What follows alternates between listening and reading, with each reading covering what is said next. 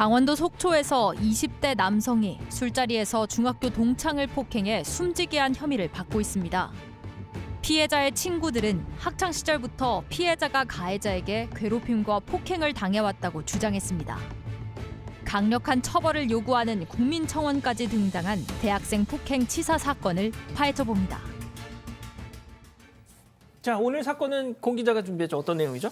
네, 오늘 사건 지난 강원도 속초에서 일어난 사건입니다. 중학교 동창에게 폭행을 당해 끝내 안타깝게 숨진 24살 청년의 이야기인데요. 지난 12일 새벽 2시쯤이었습니다. 피해자 최모 씨는 평소 자주 모이던 동창들과 술자리를 가진 자리에서 폭행을 당했습니다.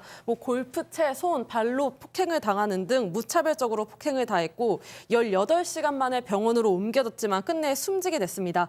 경찰은 피해자 최모 씨가 폭행을 당하다가 넘어져서 뇌출혈이 일어나 숨진 것으로 추정하는데 해당 사건 청와대 게시판에 국민청원으로 알려지게 되면서 가해자들에게 엄중한 처벌을 요구하는 목소리가 나오고 있습니다.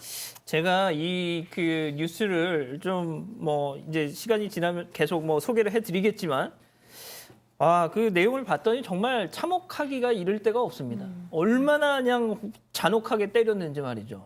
예.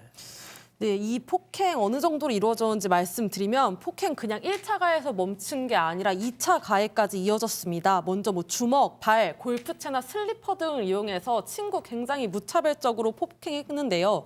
일단 피해자의 전신을 구타하는 걸 넘어가서 이를 지켜보고 있는 피해자의 친구 2명이 촬영까지 했다고 합니다. 먼저 첫 번째 폭행은 PC방, 속초에 있는 한 PC방 인근 공터에서 이뤄진 다음에 그 다음에 이제 피해자의 집으로 이동을 했는데 거기서 또 두 번째 폭행이 이루어졌다고 합니다. 피해자가 계단에서 굴러 떨어지자 이를 지켜보던 여러 친구들이 직접 찍기까지 했는데 이 사진에서 이 피해자의 모습이 저렇게 이제 약간 흐릿하게 나오는 것만 봐도 알아보기 힘들 정도로 퉁퉁 부어 있거나 아니면 피를 흘리는 모습이었다고 합니다. 아니, 친구지간에 무슨 원한이 있었습니까? 왜 이렇게 때린 거예요? 이 피의자로 입건된 가해자는 오히려 피해자에게 책임을 돌렸습니다. 이 피해자가 부모에 대해서 모욕적인 욕설을 먼저 했고 그래서 싸웠는데 그리고 때리고 싸웠는데 이후에 서로 화해하고 잤다고 이야기했습니다. 근데 나중에 보니까 피해자가 숨을 쉬지 않아서 병원으로 옮겼다. 이렇게 경찰 조사에서 이야기를 했습니다. 자, 어떻게 서로 부모 욕을 했든 뭘 했든 해서 서로 때렸어요. 그러면은 그 주변에 있던 사람들은 앞서 보신 사진처럼 그런 상황이 됐으면 빨리 병원으로 무슨 대책을 세웠어야 될 거 아니에요. 조치를 취해야 되는데 지금 봤다시피 피범벅이 돼인 상태고요. 그러니까요. 결과론적으로 사망의 결과가 발생했습니다. 그럼에도 불구하고 옆에 있던 친구들이 다 친구입니다. 친구 2명은 폭행을 말리지 않고요. 오히려 그 부분을 사진을 지금 촬영을 했다라고 하고요. 사실은 이 정도 되면 병원에 가거나 해야 되는데 신고조차 안 하고 병원에 가지도 않고 방관을 하면서 사진 촬영했다. 이 부분도 아마 짚어봐야 될 것 같습니다. 그러게 말입니다. 자, 그러면 여기서 이번 사건 체크포인트 한번 짚어보죠. 과거에도 폭행. 자, 일단 피해자 측에 따르면 폭행을 당한 게 이번이 처음이 아니다.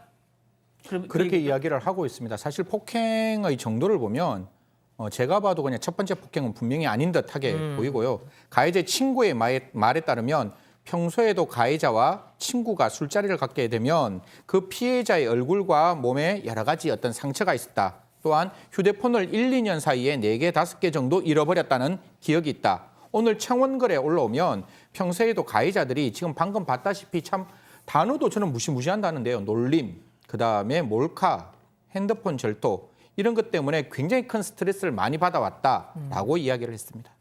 아니, 그러니까 지속적으로 저 주장이 맞다면 지속적으로 이제 괴롭힘을 당해왔다는 건데, 그러니까 어떻게 보면 학교에서 당했던 것이 성인이 되고 나서도 계속 이어졌다는 건데 말이죠. 보통 그냥 일반 제3자 입장에서 보면 왜 그런 친구들을 왜 만날까? 성인이 되고 나서 빠이빠이 하면 되는 건데 약간 그런 의문도 있는데 말이죠. 사실 이런 게 매맞는 여성의 정우군이라고 해서 한번 이렇게 폭행에 노출이 되면 노출되는 순간에 계속 끊임없이 그 가해자들은 뭐라고 이야기하는가 하면 나는 너를 좋아해서 네가 우리 친구가 되기 위해서 네에게 이런 게 필요해서 난 너에게 이런 행동을 했다라고 하고 이 피해자 입장에서는 그 가해 자들이 자기의 유일한 친구일 수가 있었기 때문에 그러한 폭행으로부터 벗어날 수 없는 상황이 계속 이렇게 반복적으로 일어나는 것이고 폭행이 가장 무서운 것은 첫 번째 폭행부터 마지막 폭행까지 끊임없이 증가를 한다는 거예요. 그러니까 한 번 이렇게 딱 때렸을 때 느끼는 쾌감, 그다음에는 더 강한 폭행, 그다음엔 더 강한 폭행이 일어나야 그들의 어떤 그 동료의식 속에서의 자기의 카타르시스가 이루어지기 때문에 그 폭행은 분명히 증가된다. 그래서 꼭 말씀드리고 싶은 거는 이러한 피해자가 주변에 있을 때 피해자를 반드시 주변 사람들이 도와줘야 됩니다. 그 예. 피해자가 빠져나올 수 없을 때 반드시 주위 사람들이 피해자에게 이런 피해가 있다라고 신고를 하시거나 주위의 도움을 꼭 청하시기를 부탁드리겠습니다. 그러니까요.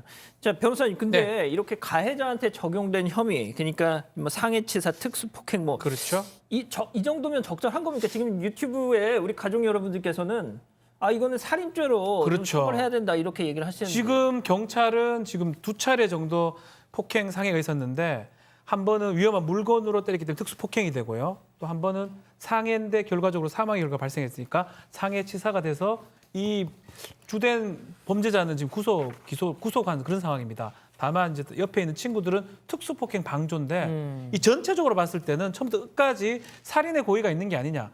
죽어도 괜찮다, 죽어도 좋다. 라는 어떤 그런 미필적 고의 정도가 있는 게 아니냐라고 판단이 돼서 살인으로 처벌해 달라고 지금 수사기관에 의견서를 제출한다고 얘기를 하고 있고요. 예. 막 경찰에서 판단할 겁니다. 폭행의 부위라든지 폭행의 정도, 폭행의 시간, 폭행 후에 상해 후에 어떤 결과 어떻게 했는지 따라서 그 고의가 만약 살인의 고의라면 살인죄로도 의율이 가능합니다. 지금. 그렇군요. 알겠습니다. 자, 오늘 사건 여기까지 짚어봤고요.